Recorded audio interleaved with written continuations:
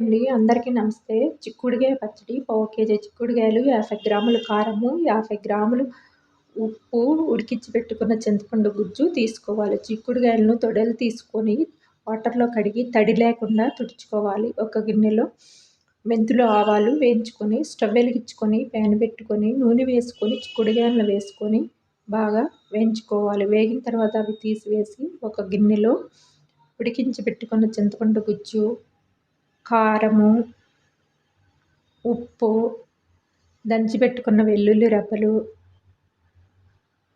2 స్పూన్ల మెంతులు, ఆవాల పొడి వేసుకొని వేయించి పెట్టుకున్న చిక్కుడుగాయలను కూడా వేసుకొని కలుపుకోవాలి. పచ్చడి కొద్దిగా గడ్డగా ఉంటే వేడి నీళ్లు కాచి చల్లారిన తర్వాత కొద్దిగా పోసుకోవాలి. స్టవ్ వెలిగించుకొని ప్యాన్ పెట్టుకొని నూనెలో ఎండుమిరపకాయలు, కరివేపాకు వేసుకొని స్టవ్ ఆఫ్ చేసుకోవాలండి. స్టవ్ ఆఫ్ చేసుకొని పచ్చడిని వేసుకొని కలుపుకోవాలి. చిక్కుడుగాయ